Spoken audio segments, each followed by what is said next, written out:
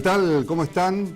Bienvenidos a una nueva edición de Sin Retórica, aquí en Somos Resistencia de Cablevisión, todos los viernes a las 22 y nuestro encuentro de los domingos a las 3:30 de la tarde. En este primer programa del mes del Mundial, que se iniciará dentro de pocos días, en 2 semanas aproximadamente, un poquito menos, y que seguramente captará la atención en la mayor parte del tiempo de la mayor cantidad de habitantes o la mayor número de habitantes de la República Argentina, porque el Mundial es el Mundial y hay fútbol, sobre todo en la primera etapa, durante todo el día y mucha gente dice, vamos a tener que bancarnos tanto fútbol y tanto comentario de fútbol en este tiempo. Y es así, ¿no? Porque paraliza la atención y la actividad, especialmente cuando juega la representación de nuestro país. Pero más allá de los aspectos netamente deportivos y futbolísticos, y hay gente que la sabe y muchísimo de todo eso, también esta es o fue una semana en la que se vio convulsionada la actividad política en la República Argentina por el tema de las tarifas, el tema del debate en el Congreso Nacional, el tema del veto presidencial récord, nos parece, habría que recorrer y revisar bastante el archivo como para encontrar un antecedente de un veto express, un veto tan rápido a una norma sancionada por el Congreso Nacional. En este caso, la Cámara de Senadores que dio la media sanción que faltaba a el proyecto de retrotraer las tarifas a diciembre del año pasado y proponer un incremento de las mismas que vaya en relación con el índice de inflación que se dé en nuestro país. Pero más allá de todo lo que se dijo, todo lo que se escuchó, todo lo que se vio, queda la sensación para muchísima gente, especialmente en este tiempo en el que la palabra prudencia, moderación, negociación, tratado o posibilidad por lo menos de dejar abiertos los caminos para a través del diálogo encontrar un consenso no está bien visto, o son tildados de flojos y débiles aquellos que dicen pero esto es política, por lo tanto no debe haber imposición alguna de cualquiera de los sectores que están en pugna, y que de existir esa diferencia, es por eso que la democracia es tan rica y lo permite, existen los mecanismos como para que ninguna de los bandos en pugna, o para poner una terminología militar, ninguna de los batallones que están en la lucha se imponga al otro y haya un vencedor neto sobre una víctima que sería aquella que pierde. Encontremos la posibilidad de la charla. Hoy quienes desde los mismos sectores de la actividad política propugnan algo parecido a eso, como dijimos, no están bien vistos, son tibios, y a los tibios los vomita Dios, expresan algunos, y por lo tanto no son considerados en el momento y en la oportunidad de decir, paren un poco, que detrás de todo esto, y como dice alguna canción, está la gente, está el habitante, está el ciudadano. Y muchos de ellos son los que se ven perjudicados por la aplicación, para nosotros nada gradual, en el tema de los incrementos tarifarios, y que están siendo perjudicados, y que son, como decíamos, aquellos que forman la plataforma o la base electoral del partido o de la coalición política que hoy está gobernando en la Argentina. Viendo el debate que se dio en la Cámara de Senadores, daba la impresión, más allá de los gustos que cada uno pueda tener respecto de quienes estaban defendiendo sus posturas, daba la sensación que lo importante era ganarle al otro, convencerlo de que no tanto mis ideas son buenas, sino la de ellos son absolutamente malas y nefastas para la República Argentina. Tal vez se puedan rescatar solamente algunos párrafos del discurso que dio el senador Pichetto, en el cual hacía una alusión a la necesidad que existe hoy en la República Argentina para que los sectores políticos en pugna no destrocen los puentes que los unen, por más que circunstancialmente no sean utilizados. Pero que no sean usados no significa que deban ser destruidos, impidiendo la posibilidad de acercamiento. Y es lo que tal vez muchos hoy, más allá de los partidos políticos a los que adhiera a través de la afiliación o del pensamiento o de la praxis política, es lo que están solicitando. Señores políticos, alguna vez traten de ponerse de acuerdo, porque o si no es el fracaso de la actividad política justamente, o de esta forma de actividad política, pues algunos dicen que esto no se parece nada o no es la verdadera y real política que debe realizarse o que deben realizar quienes están a cargo de ejercerla en beneficio de la gente. Lo cierto es que, observando esos discursos enjundiosos, muchos de ellos chicaneros, da la sensación que se repite aquel mismo error de la 125, es decir, la imposibilidad de esos actores políticos de encontrar algún punto de equilibrio que permita una salida moderadamente satisfactoria para quienes están enfrentados. No lo fue en aquella oportunidad con todas las consecuencias que se tuvo en el país, y tampoco se tuvo en esta sesión del miércoles en la Cámara Alta de la Nación. Tanto es así que en la otra habitación, como se dice, estaba firmado con anticipación el veto a lo que pueda darse, y que de hecho se daba por descontado, sería una sanción del proyecto, como en definitiva se dio. Pero más allá de todo esto, lo cierto es que al otro día, sobre llovido mojado, y cuando el tema tarifas, el incremento de las mismas están ahí en la superficie y en la piel de cada uno de nosotros, se anunciaba un nuevo incremento en el precio de los combustibles en nuestro país. Y se encuentran todos los argumentos como para validarlos, que la AFIP hizo una nueva disposición, que incrementó el monto de un nuevo impuesto, etcétera. Lo cierto es que usted lo sufre en el bolsillo, en el supermercado, en la capacidad adquisitiva de los salarios, que cada vez está siendo disminuido, y no solamente para los sectores asalariados del Estado, sino también para aquellos que desde el sector privado están sufriendo estas consecuencias, con la amenaza cierta de que con la disminución de la actividad económica se pierdan más puestos de trabajo de aquí en lo sucesivo, fundamentalmente por la aplicación de medidas un tanto o muchísimo más duras de las que, a través de, entre comillas, el gradualismo, fue aplicando el gobierno nacional.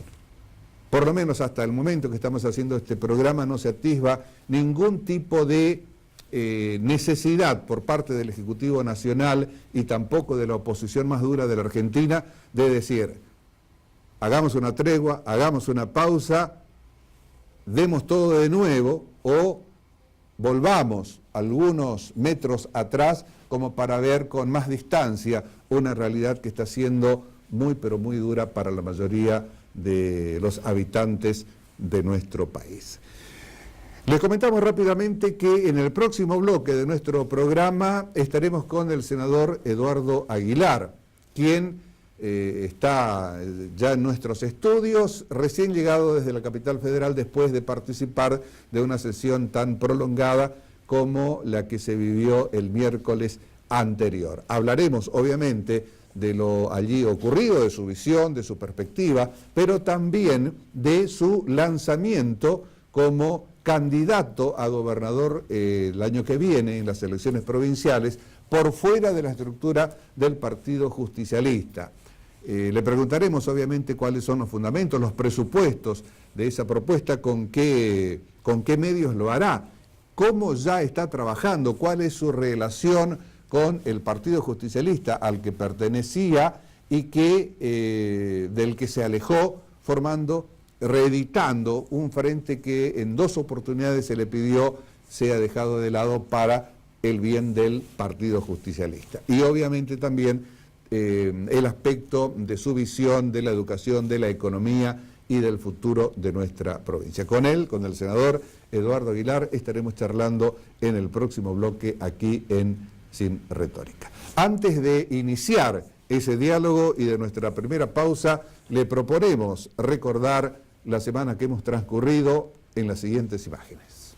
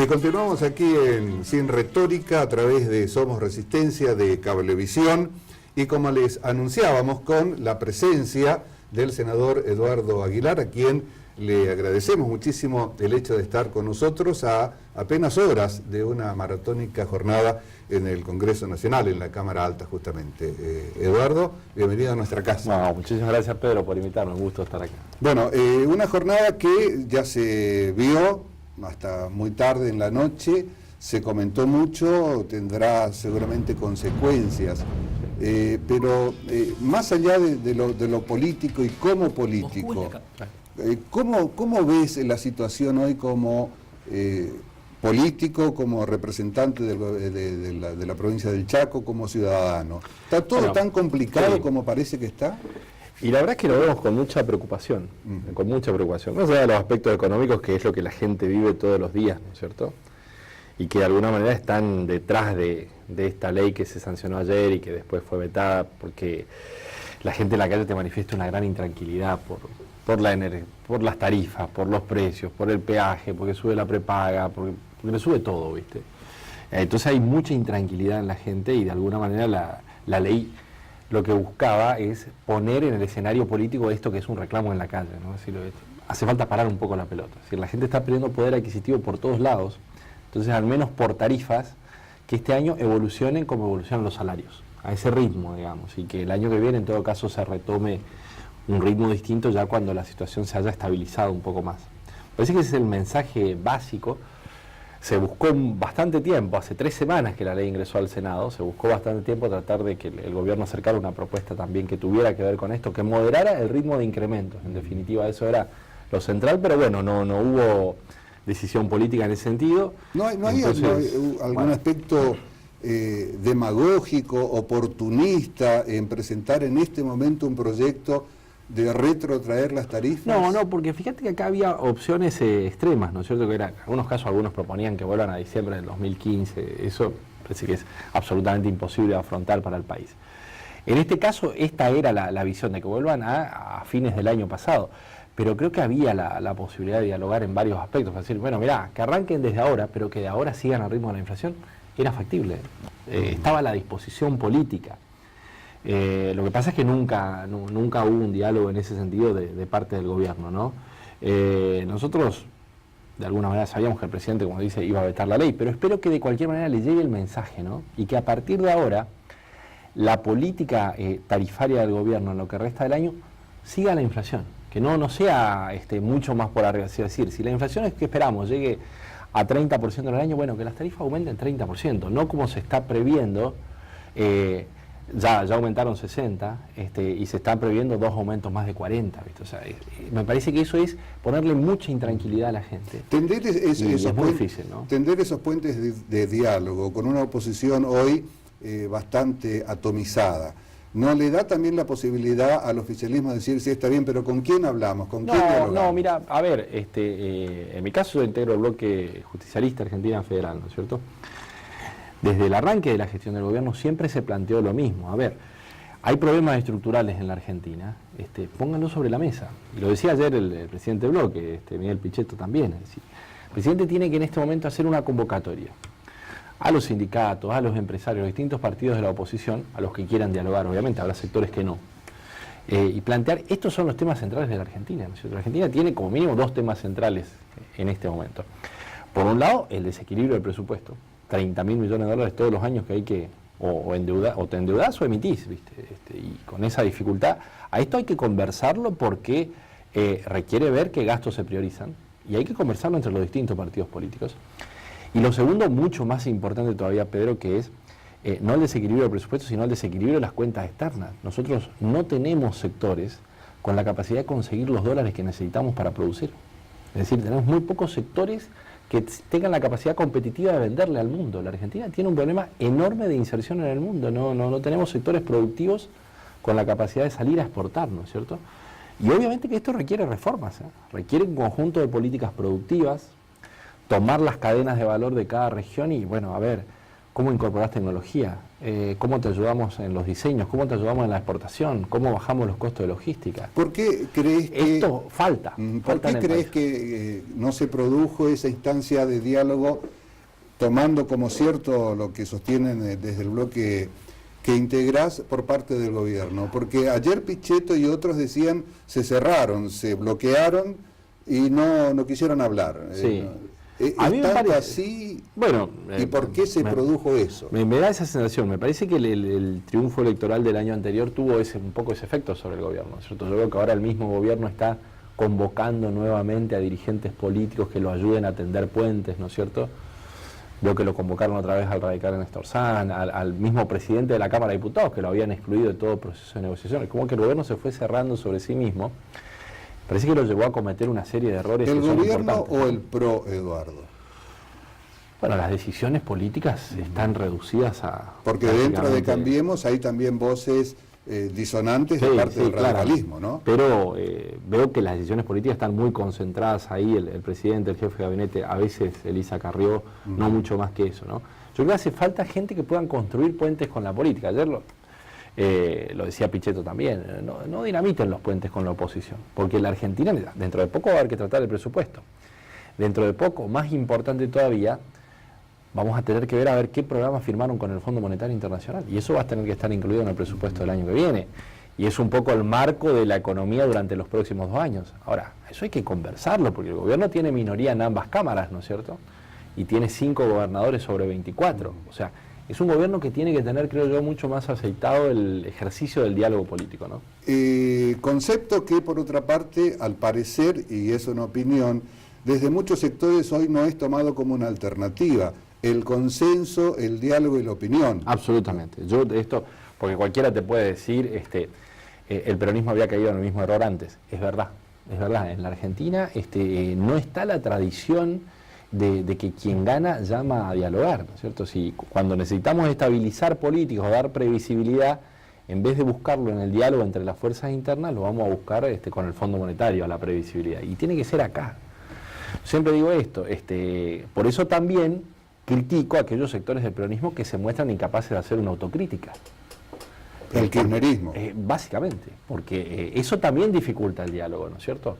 Pero si está dispuesto a dialogar con el kirchnerismo. Pero yo creo que hay que tratar de hablarlo con todos los sectores. Pero sí, todos tenemos que hacernos cargo, de decir, bueno, en esto se pudo avanzar, en estos aspectos de la política económica o de la política energética estuvimos equivocados, erramos, y la Argentina necesita discutir un poco más de futuro. Yo rechazo enormemente este juego de polarización política donde unos se niegan al diálogo y otros se niegan a la autocrítica, ¿no? Parece que el presidente se equivocó mucho con esa apelación pública que casi encadena a los senadores de no se dejen conducir por las locuras de la expresidenta, porque justamente nosotros venimos tratando de establecer un diálogo. Eso? Porque, no, muy mal. Porque los trata casi de dominados o de pollerudos o como quiera llamarse. Eso cayó muy mal, porque creo que hay un esfuerzo dentro de un sector grande de la oposición de tratar de escapar de esa polarización política, a la que el presidente recurre también porque le sirve electoralmente, ¿no? Pero al país no le sirve, y nosotros lo venimos planteando hace mucho tiempo. Salgamos de esto, es decir, tenemos que hacer autocrítica de las cosas en las que no se pudo avanzar siendo gobierno, y entender de que la Argentina tiene problemas que son estructurales. Esto que yo te decía, el déficit fiscal, es un problema que viene de 10 años en la Argentina. La dificultad para encontrar sectores competitivos. Bueno, hace 8 años vienen cayendo las exportaciones en el país. O sea, son problemas que hayan aparecido cuando llegó Macri al gobierno. Sí es verdad que el gobierno tiene que reconocer que en lo que es su política económica no ha tenido aciertos, porque se van a completar 3 años de gobierno ahora. Bueno, van a sumar 100% de inflación en los 3 años. 40 el primer año, 25 el segundo, quizás 30 este año otra vez. Y la economía sigue estancada, ¿no es cierto? Es decir, con las políticas con las que intentaron solucionar algunos de los problemas, evidentemente no le dieron resultados. Sí, una impresión que por lo menos uno tiene, sin que esto tienda a ser generalizable, la opinión digo, es que muchas medidas hoy no solamente producen bronca, sino que estarían produciendo algo muy parecido al odio. Y un camino que ojalá no se atreva nadie a transitar en el país, ¿no?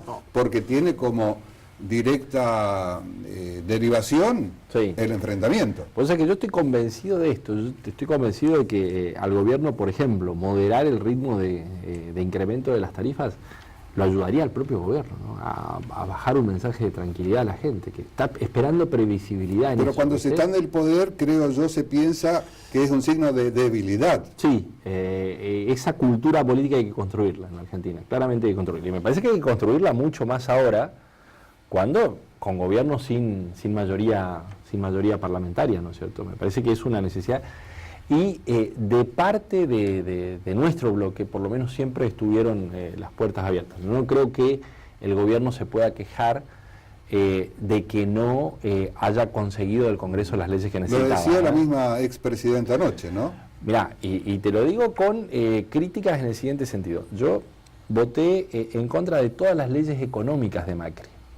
Voté en contra del acuerdo con los buitres, voté en contra de los presupuestos, voté en contra de la reforma jubilatoria, del pacto Nación-Provincia, ¿no es cierto?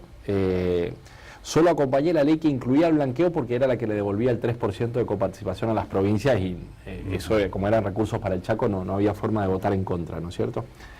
Pero aún marcando que a veces se le concedía mucho, apoyé la idea de decir, generemos espacios de diálogo con el gobierno, tratemos de que los temas de largo plazo se pongan en el debate en el Congreso, ¿no? O sea, está esa voluntad política, ¿no? El gobierno no puede decir que no haya podido gobernar por falta de apoyo del Congreso, pese a no tener la mayoría. El presidente hace alusión a el diálogo con los gobernadores para pedirle algún tipo de influencia en sus senadores, digamos, o en los senadores de cada provincia. ¿Qué alcance y qué capacidad tiene? No, es limitado. Eso es previo a la reforma constitucional del Pero se habla mucho 94, de eso, ¿no? Claro. Pero creo que es un poco, hay mucho desconocimiento en eso, porque en todo caso quizás valía cuando a los senadores lo elegían las cámaras de diputados, viste, por acuerdo entre cúpulas, pero yo tengo que salir a buscar mis votos y lo que voté ayer lo tengo que defender hoy en la calle y en las próximas elecciones. O sea que aquello que los diputados representan al pueblo y los senadores a los intereses de la provincia quedó... No, a ver, nosotros, yo creo, a ver, siempre que se tratan leyes que tienen que ver con el Chaco, obviamente uno defiende en primer lugar eso. Pero no podés tomar decisiones de espaldas a la opinión pública porque te lo pide el gobernador. Por sus necesidades de acuerdos políticos, porque vos después tenés que salir a la calle acá. Y vos vas a elecciones de la misma manera que va el gobernador, ¿no es cierto? O sea, yo creo que el gobierno y cualquier otro tiene que entender que los gobernadores son un campo de acuerdo, el Senado es otro campo de acuerdo distinto, ¿no? Puede haber cierta intersección en algunos casos, pero en otros casos es un campo de acuerdo distinto, ¿no? Eduardo, hablando de acuerdos, de coincidencias o de la necesidad de uno y otro, trayéndolo a la provincia del Chaco y dentro del justicialismo, ¿cómo lo ves? Bueno, yo veo lamentablemente un partido que, lo pongo en un caso en particular, ¿no es cierto? Me parece que necesita cambios muy importantes. Yo lo vengo planteando hace mucho tiempo, y por eso mi mensaje es incómodo y no te invitan. Ni a las reuniones, a la conformación de listas y todo lo demás, pero yo lo vengo planteando. Yo creo que el justicialismo necesita cambios muy importantes y no sé si está dispuesto a hacerlos para volver a representar una esperanza para los chaqueños. Lo vi hace muy poco tiempo y lo señalé. Puse el caso, por ejemplo, del ex vicepresidente del Uruguay, ¿no es cierto? Raúl Sendic, hasta hace 5 meses vicepresidente del Uruguay. Resulta que antes había presidido la petrolera del Uruguay, ¿no es cierto? Estaba a cargo de la YPF del Uruguay. Bueno, descubrieron que con la tarjeta de la YPF del Uruguay en su momento se compró un iPad en Madrid, en un Apple Store de Madrid, personal. El partido lo llamó y lo hizo renunciar a la vicepresidencia. Y era la persona que Mujica tenía para suceder a Tabaré Vázquez, ¿no? Acá pasamos por escándalos de corrupción que están en la calle en todos estos días, en los diarios, en todos lados. Y el partido hace un congreso en Machagay y ratifica a libro cerrado los mandatos. Entonces me parece que estamos mirando otro canal, directamente otro canal respecto de lo que la sociedad está pidiendo, ¿no es cierto?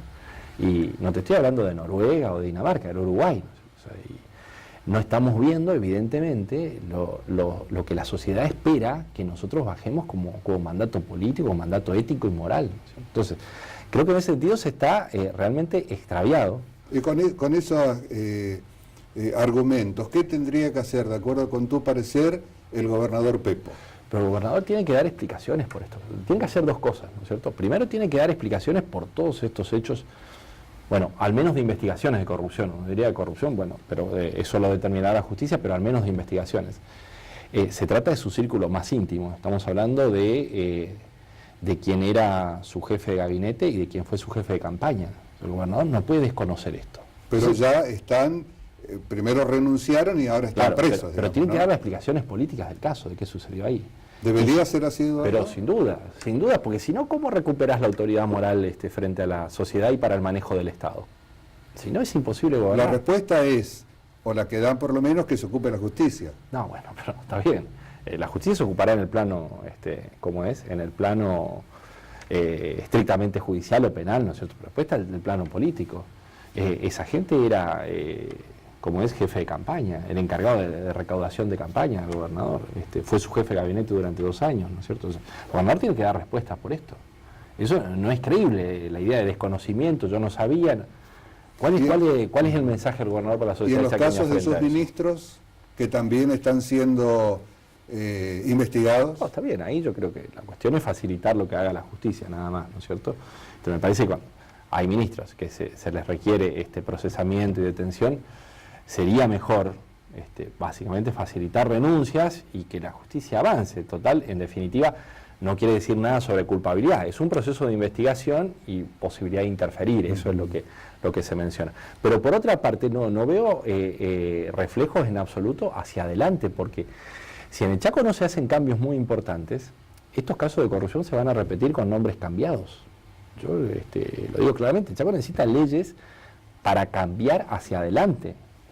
Por ejemplo, necesitamos auditoría social de la obra pública. Obviamente los organismos de control tienen muchísimos problemas para determinar si existen sobreprecios, la calidad de lo que se entrega, de lo que se construye y si se entrega o no todo lo contratado o pagado. Entonces, Nosotros elaboramos un proyecto de ley donde un registro público de profesionales de ámbitos universitarios, colegios profesionales, se le asigna por sorteo control de toda obra pública significativa. Entonces, que vean que no haya sobreprecio, que vean que no haya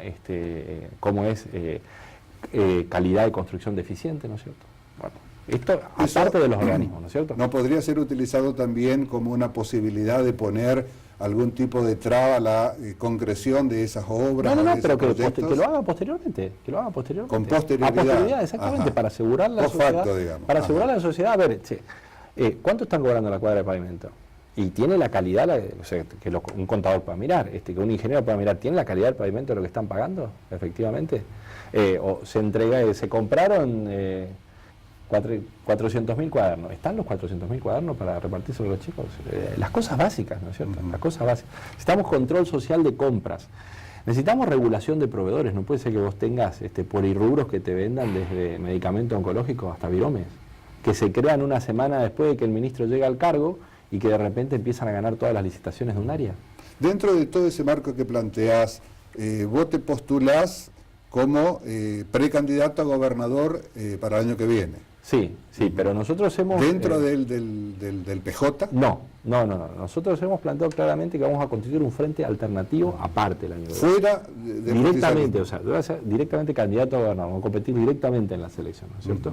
Con un frente que va a buscar reunir a peronistas, radicales, independientes, y que plantea lo siguiente, Pedro, que plantea una realidad que yo vengo marcando hace mucho tiempo en la provincia. El Chaco tiene 3,40% a lo que hay que prestarle atención. 40% de las personas viviendo bajo la línea de la pobreza, y es un dato estructural que hace 10 años es así. 40% de las personas, de los trabajadores en condiciones de informalidad laboral, segundo dato. Y, es decir, porque las empresas, nuestro sistema productivo no tiene la productividad suficiente para darle buenos trabajos y buenos salarios, y 40 a 50% de los chicos que en este momento no terminan los estudios secundarios. Esos son 3 datos estructurales de la provincia del Chaco, sobre los que hay que concentrarse. Y el Chaco se tiene que concentrar sobre esos problemas en un marco muy particular. Un Estado que está ahogado financieramente por el peso del gasto salarial y que está profundamente desorganizado porque no tiene la capacidad de premiar el esfuerzo, no tiene la capacidad de controlar, no tiene la capacidad de penalizar la negligencia. Entonces, lo que la provincia necesita es un programa de reconstrucción profunda. La verdad, y yo lo planteo claramente, no hay ninguna promesa que puedas hacer. La única promesa que se puede hacer es acá, que hay que arremangarse y trabajar en conjunto y parejos. ¿Y dentro de qué matriz de pensamiento político e ideológico iría enmarcado o encuadrado la propuesta política que hoy haces? Pero es que no tiene que ver con esto. ¿Por Es que qué? no tiene que ver con esto, porque el Chaco necesita poner los cimientos. A ver, te lo digo de la otra manera. Quizás podamos discutir ideología en el segundo o primer piso, pero acá lo que no anda son los cimientos. El Estado no tiene la capacidad de implementar, de controlar, de diseñar políticas.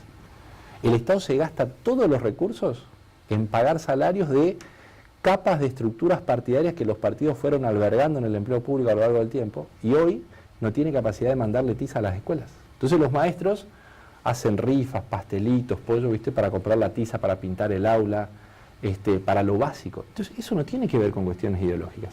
Hay que volver a poner los cimientos en la provincia del Chaco, ¿no es cierto? Pero sí dentro de lo que debería constituir el papel fundante del Estado. Exactamente. Pero, o sea, es una posición política ideológica. Pero, bueno, está claro eso, ¿no? Pero a eso me refiero. Yo creo que, mira, cualquier proceso de desarrollo en la provincia del Chaco, cualquier proceso de desarrollo que vos puedas impulsar, tanto en lo social como en lo económico, requiere un rol preponderante para el Estado. El tema es que hoy tenés que reconstruir el Estado.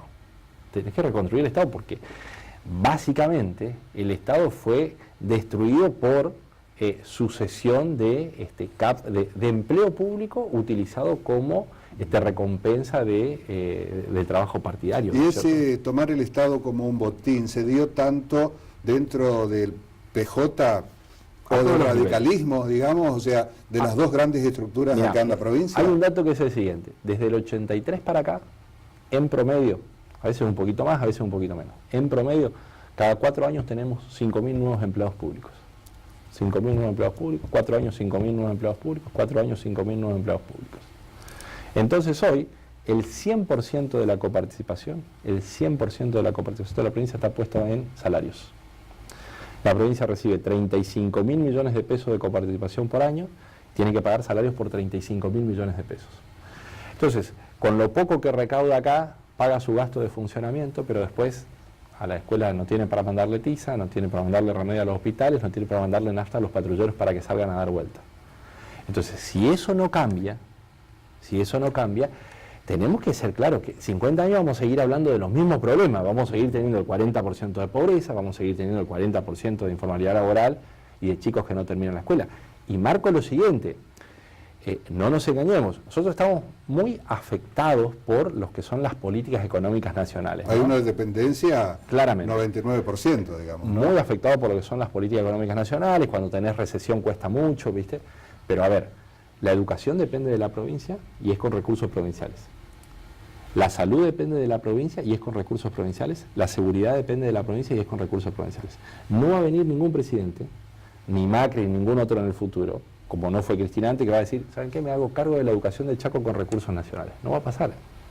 Lo que podamos hacer en educación o no hacer en educación es acá con la plata que manejamos nosotros, ¿eh? Y lo mismo en salud y lo mismo en seguridad. Entonces, muchas veces, porque es el negocio de gran parte de la dirigencia política, ¿viste? Llegar ahí y decir, no, bueno, pero Buenos Aires resulta que no me manda, no me solucionan los problemas. Se sabe, es de acá. Sí. Los sueldos de los maestros es con recursos provinciales, lo de los porteros también, que haya tiza o no, es con recursos provinciales. Es decir, la nación te manda el incentivo docente y pagás el incentivo docente. Todo el resto es con recursos provinciales, ¿no? Eduardo, dentro de este proyecto que iniciaste y de este objetivo a conseguir, ¿tu deseo es ser gobernador del Chaco con toda la ambición que se necesita para hacerlo y los deseos y las ganas, o el de un posicionamiento político que te pueda dar rédito en el futuro? No, a ver, mira, yo creo que el Chaco tiene problemas muy profundos y hace mucho tiempo tomé la decisión de ponerlos claramente sobre la mesa y decirlo de la manera lo más desnuda posible, ¿no es cierto? Lo más cruda posible a la sociedad, porque creo que necesitamos despertar la sociedad con esto. No es un mensaje que sea agradable a la dirigencia política. ¿Y a la gente? La gente es lo único que cree, porque el resto ya no cree en absolutamente nada. Cuando le decís la verdad muy cruda, muy desnuda, te empieza a creer, Entonces te digo, para mí sería muy fácil. Yo soy senador nacional, buscar acuerdos políticos que me permitan renovar como senador, pasar a ser diputado, pasar a ser ministro, seguir jugando el juego tradicional de la política. Pero eso no va a solucionar nada. Entonces yo claramente lo planteo, incluso a través de una nueva formación política, lo planteo con mucha claridad, ¿no es cierto?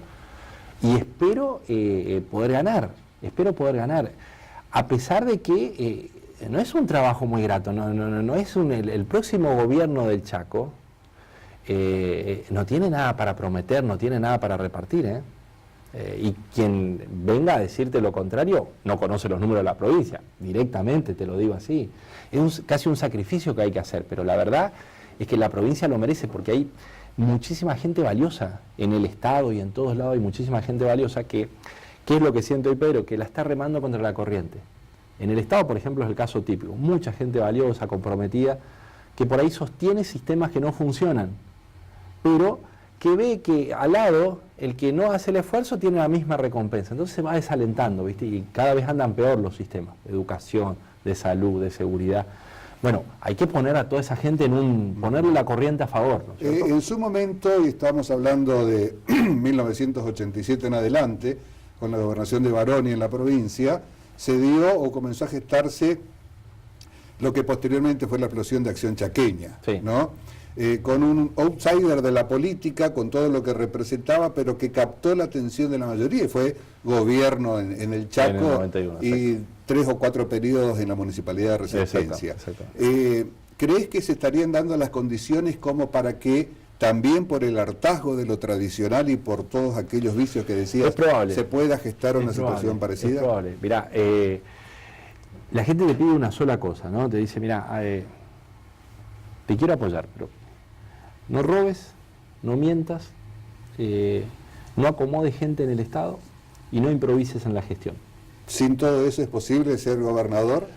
Hay que intentarlo, porque con eso podés ser gobernador. Ahora después, cuando estás sentado ahí, no podés cambiar absolutamente nada, Llegás a ser gobernador, ¿sabes para qué? Para que los policías te hagan la venia.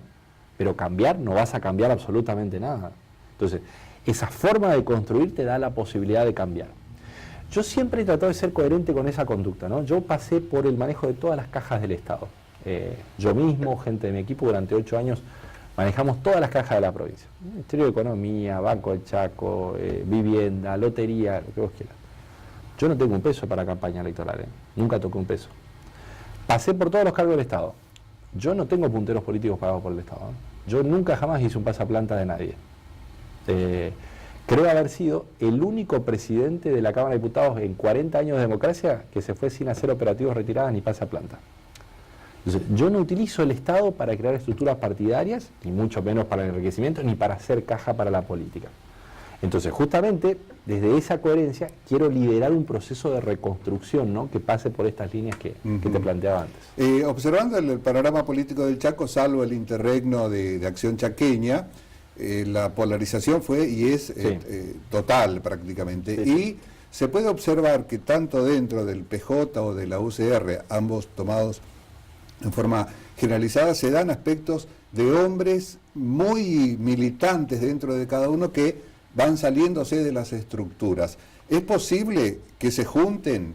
Y doy datos. Yo creo que Eduardo Aguilar, está sí. Sergio Ariel Vallejos dentro del radicalismo, que también propugna algo parecido, ¿no? Yo creo que hay que hacer un esfuerzo con todos quienes vean las cosas de manera parecida, ¿viste? Porque si yo, a ver esto que te digo, no robar, no mentir, no acomodar gente en el Estado, no improvisar en la gestión, y eso no tiene nada de ideológico, por eso te digo, a ver, acá hay que reconstruir cimientos y convocar a toda la gente de buena voluntad. En esa recorrida que estás ¿no? haciendo con la presentación de tu libro, por todo el Chaco, esto que mencionábamos son los ejes centrales de la preocupación y de la agenda diaria de las personas. Mira, nosotros escuchamos a la gente en estas cosas que te plantean, pero llevamos un mensaje muy específico, y yo lo reitero, aunque me reúna con comerciantes, aunque me reúna con sociedades rurales, me reúna con quien me reúna. El Chaco de los próximos años tiene que tener una sola prioridad, y es la educación. Y se lo digo aunque me reúna con médicos, con enfermeros, o aunque me reúna con policías, ¿no? Esta idea de, no, mirá, lo que hay que priorizar es la educación, la salud, la seguridad. Otra vez te digo, quien te dice eso no conoce los números del Estado, digamos. O sea, no se puede priorizar todo eso porque eso es el 100% de la torta, ¿no? El problema que tiene la provincia en este momento es que la mitad de los pibes no terminan la escuela secundaria. La mitad es en promedio, pero cuando vienen de hogares pobres, 65 de cada 100 chicos no terminan la escuela secundaria.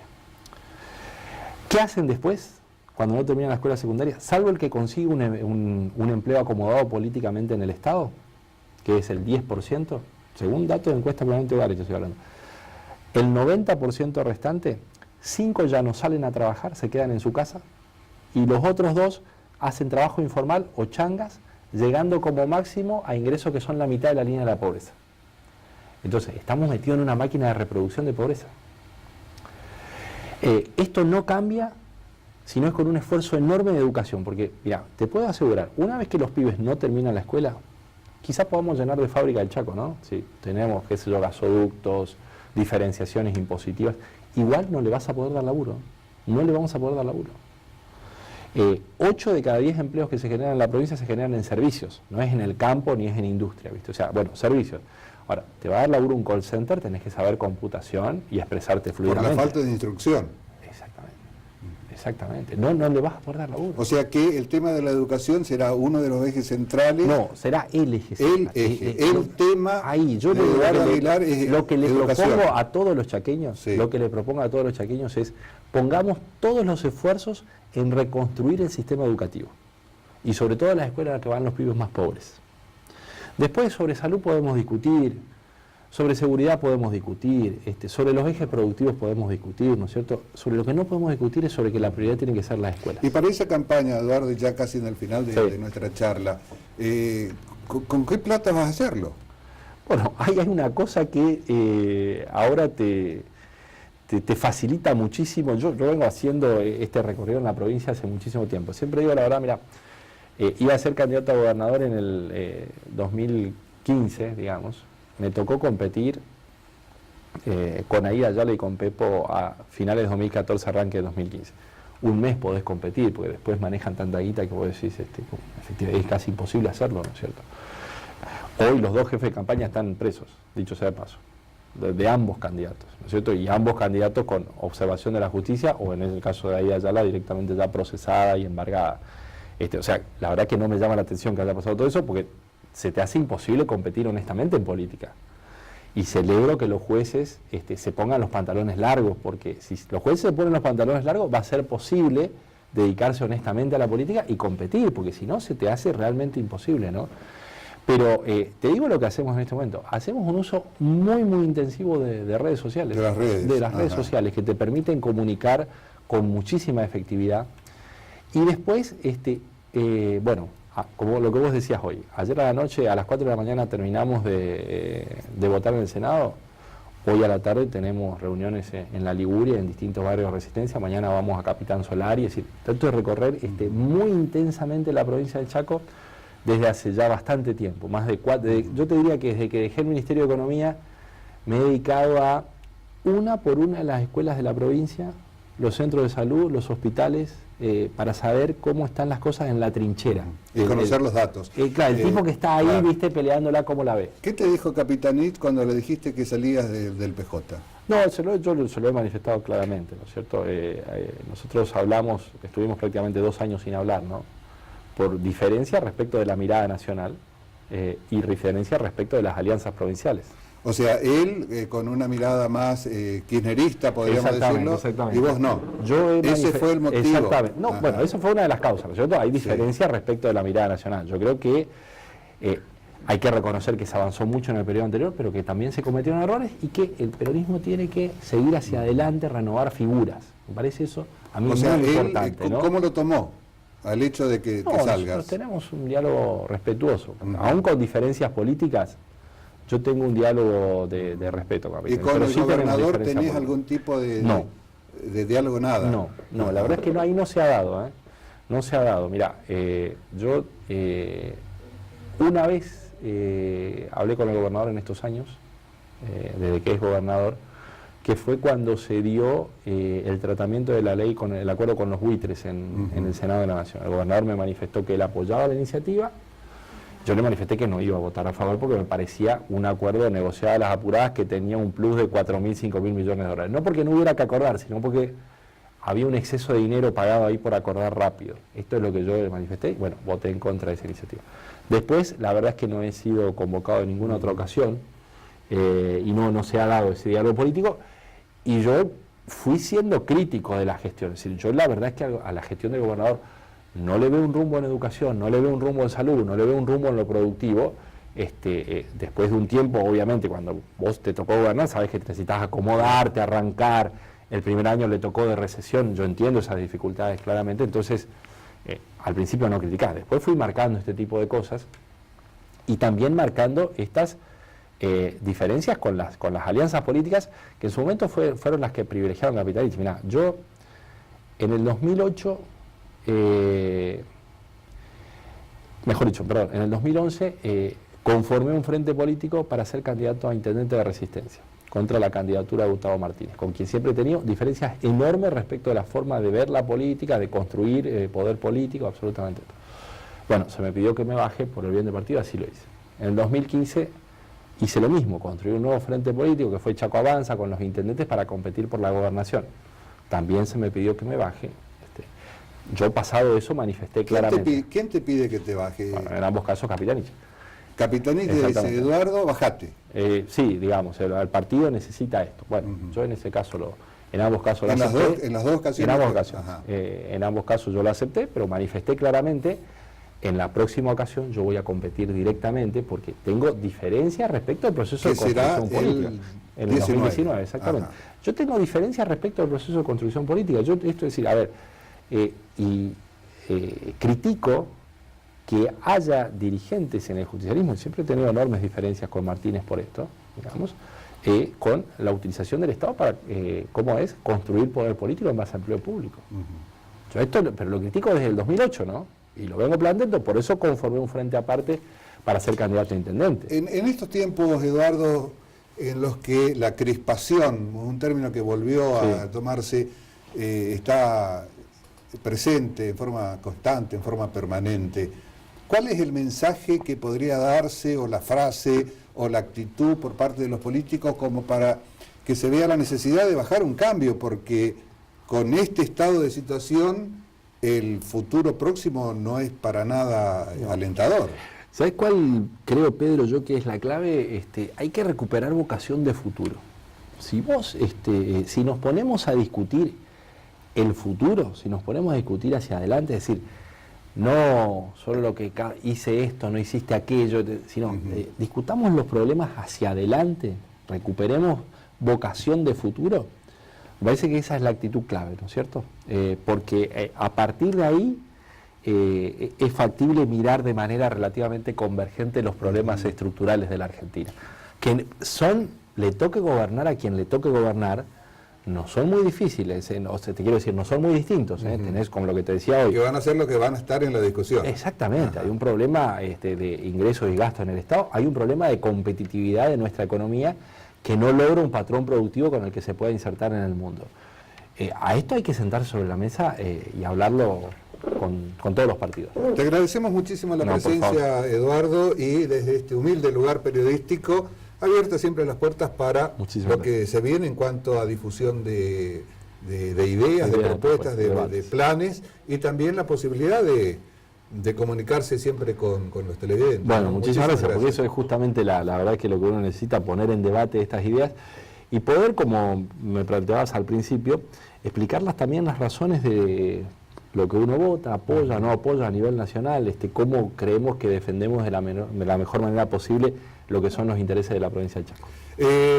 Muchas gracias de nuevo, quedamos charlando y le proponemos el reencuentro para la próxima semana, el viernes a las 22 y el domingo a las 15:30, y nos vamos con estas hermosas imágenes de los estadios en Rusia, donde se disputarán los partidos del Mundial de Fútbol, que ya están ahí a la vuelta de la esquina. Muchas gracias y hasta la semana que viene, si Dios quiere.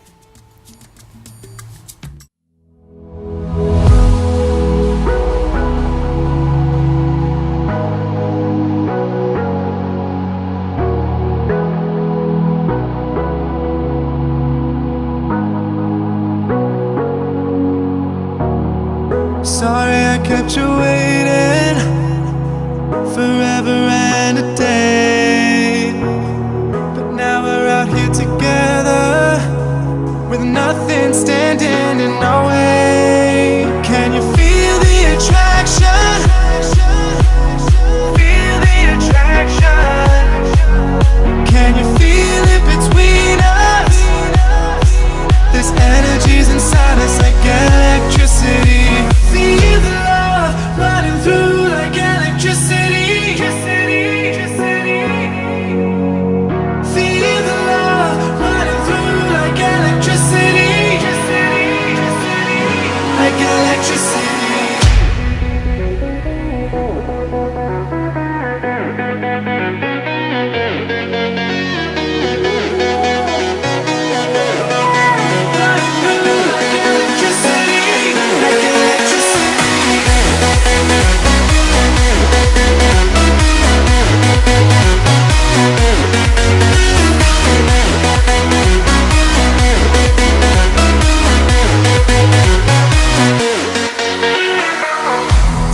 Over your body, it's flowing through your mind. This feeling's got me on fire. Don't ever leave it all behind. Can you feel the attraction? Feel the attraction. Can you feel it between us? This energy's inside us like electricity. Feel the love running through like electricity.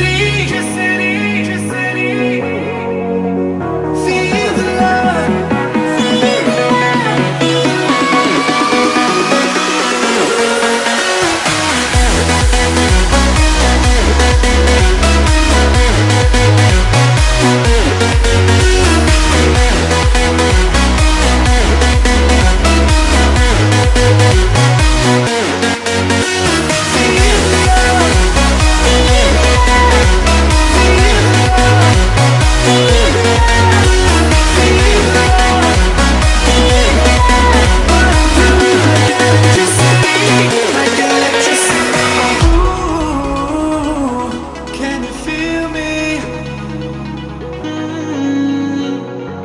Ooh, can you feel me?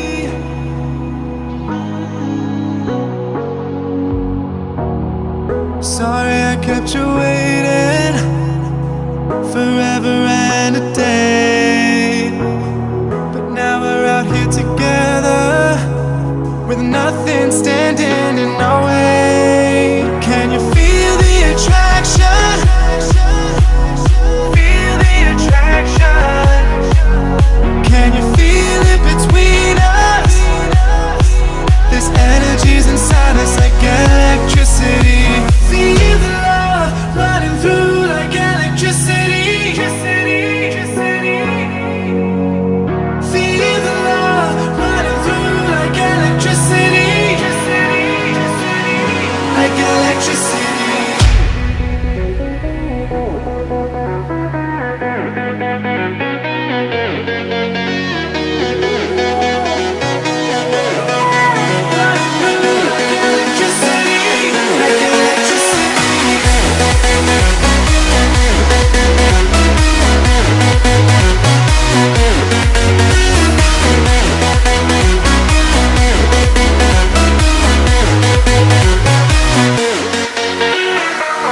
Taking over your body, it's flowing through your mind. This feeling's got me on fire. Don't ever leave it all behind. Can you feel the attraction? Feel the attraction. Can you feel it between us? This energy's inside us like electricity. Feel the love running through like electricity. Feel the love.